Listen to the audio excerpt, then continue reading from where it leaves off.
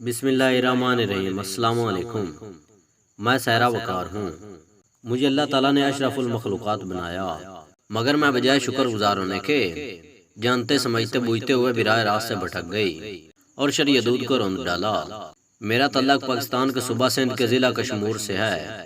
میرے والدین middle class family سے تعلق رکھتے ہیں، جبکہ گھرانے کا شمار بھی معزز گھرانوں میں ہوتا ہے۔ میرے والد صاحب مقامی عدالت میں وکیل تھے اور علاقے کے لوگ بھی ان کی عزت کرتے تھے، کیونکہ میرے والد صاحب کا اصول تھا انہوں نے کبھی کسی مجرم کا کیس نہیں پکڑا، کبھی کسی کی بہن بیٹی کے کیس کی فیس نہیں لی، کبھی بیوہ عورت سے فیس نہیں لی، اور نہ ہی کسی غریب کو بار بار عدالتوں کے چکر لگوا کر ان کے پیسے کو ضیاع کروایا۔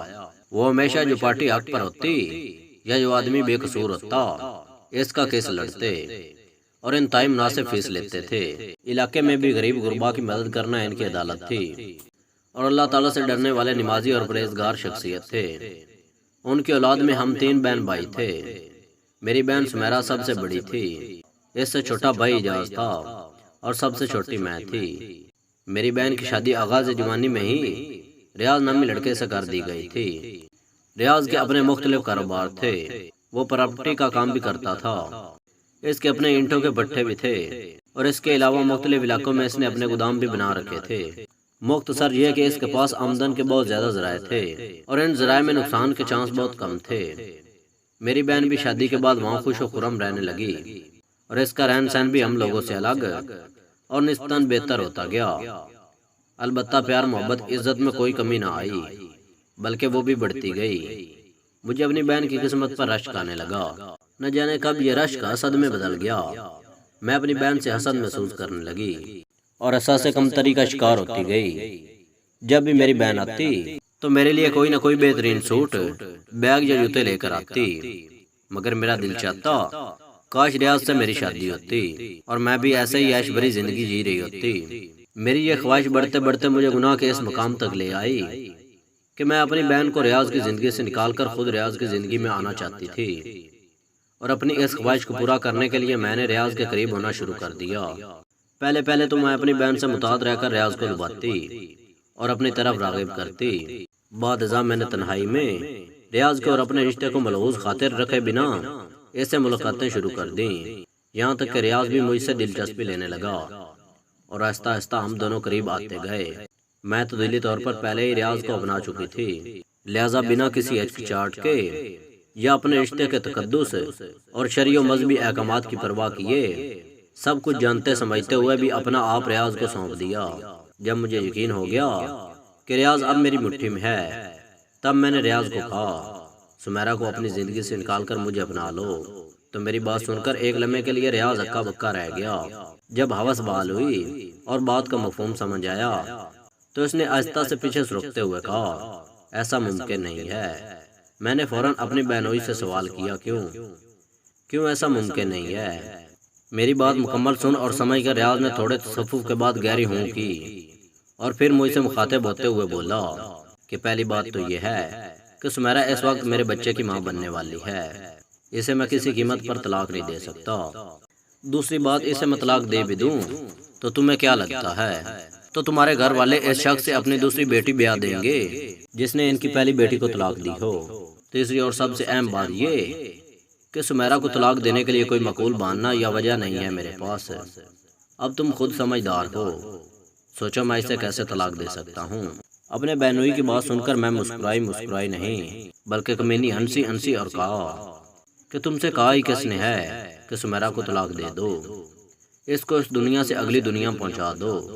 جس پر اس نے کہا کہ نہیں، میں اتنا بڑا گناہ نہیں کروں گا، اور اب سمیرا کا قاتل فقط ایک نہیں 2 جانوں کا قاتل ہوگا۔ اس بات پر تلخ ہو کر میں اور ریاض نے ایک دوسرے کو الوداع کہہ دیا، مگر کچھ عرصہ بعد جب ریاض کے اندر کا بھیڑیا جاگا اور اس نے مجھ پر اپنی ہوس مٹانا چاہی تو میں نے اس سمیرا کو راستے سے ہٹانے اور نکاح کرنے کے لیے کہا۔ پہلے وہ انکار کرتا رہا، مگر جب شیطان اس پر پورا غالب آیا تو اس نے میری بات مان لی اور جو میں اپنی بہن سمیرا سے ملنے کے بہانے اس کے گھر جا پہنچی، جہاں میں نے اور ریاض نے سمیرا کو اس کے کوکھ میں موجود بچے کے سمیت زندہ جلا دیا اور گھر والوں کو بتایا کہ سمیرا میرے لیے نیچے کچن میں کھانا بنا رہی تھی، میں اوپر والے پورشن میں سو رہی تھی۔ ریاض جو آگ لگاتے ہی دوسرے دروازے سے گھر سے باہر نکل گیا تھا۔ ان کو بتایا کہ وہ گھر سے باہر تھا۔ یوں سمیرہ بھی راستے سے ہٹ گئی اور میرے بیان کے بعد مجھ پر یقین بھی کر لیا گیا۔ ریاض کے میرے ملنے کا راستہ بھی صاف ہو گیا اور ہم پر کسی بھی قسم کی کارروائی بھی نہ بچ سکی۔ خیر سمیرہ کی موت کے 1.5 ماہ بعد میں نے پھر چھپ چھپا کر ریاض سے ملنا شروع کر دیا اور اس نے بھی اپنی ہوس بجھانا شروع کر دی۔ جب 3-4 ماہ تک ریاض کی طرف سے کوئی نکاح کی بات نہ ہوئی تو میں نے ریاض کو نکاح کے لیے کہا۔ ریاض مجھے استعمال کر رہا تھا، بغیر نکاح کے معاملے میں مسلسل ٹال مٹول سے کام لیتا رہا، یہاں تک کہ میں نے اس سمیرہ کے قاتل کا گھر والوں کو بتانے کی بھی دھمکی دے دی۔ میری دھمکی دینے کے بعد ریاض نے کسی لڑکے کے ذریعے سے میرے چہرے پر تیزاب ڈلوا دیا، جس سے نہ صرف میری شکل صورت بگڑ کر رہ گئی بلکہ میری دونوں آنکھوں کی بینائی بھی جاتی رہی۔ میرے والد صاحب ایک بیٹی کی موت اور دوسری بیٹی کے تیزاب گردی کا شکار ہونے کا حادثہ نہ برداشت کر سکے اور قبر میں جا سوئے۔ میرے والد کی موت پر تعزیت کے لیے ریاض آیا تو میرے کمرے میں بھی آیا۔ یقیناً اس وقت میرے کمرے میں کوئی اور موجود نہیں تھا، جس پر ریاض نے مجھے دھمکی دیتے ہوئے کہا کہ تمہاری بینائی گئی ہے، باپ اور بہن دنیا سے گئے ہیں، اگر تم نے زبان کھولی تو تمہاری ماں اور بھائی بھی چلے جائیں گے۔ میں جان چکی تھی کہ ریاض کتنا خطرناک اور کس حد تک جا سکتا ہے، لہٰذا میں نے اس سے زبان کبھی نہ کھولنے کا وعدہ کر لیا، یہاں تک کہ میری ماں مر گئی، بھائی شادی کر کے بیرون ملک شفٹ ہو گیا اور میں کراچی کے ایک فلاحی ادارے میں آ بسی۔ میں اپنی اس کہانی کے اختتام پر بتانا چاہوں گی کہ شرعی حدود کو روندنے والے اور رشتوں کے تقدس کو پامال کرنے والے بہت جلد اللہ تعالیٰ کی پکڑ میں آ جاتے ہیں۔ ہر بات ہر کام میں اللہ تعالیٰ کی رضامندی کو مد نظر رکھا کریں۔ اگر ویڈیو اچھی لگی ہے تو ویڈیو کو لائک کریں اور نیچے کمنٹ سیکشن میں اپنے خیالات کا اظہار کریں۔ ویڈیو واچ کرنے کے لیے شکریہ اور ملتے ہیں اگلی ویڈیو میں، تب تک کے لیے اللہ حافظ۔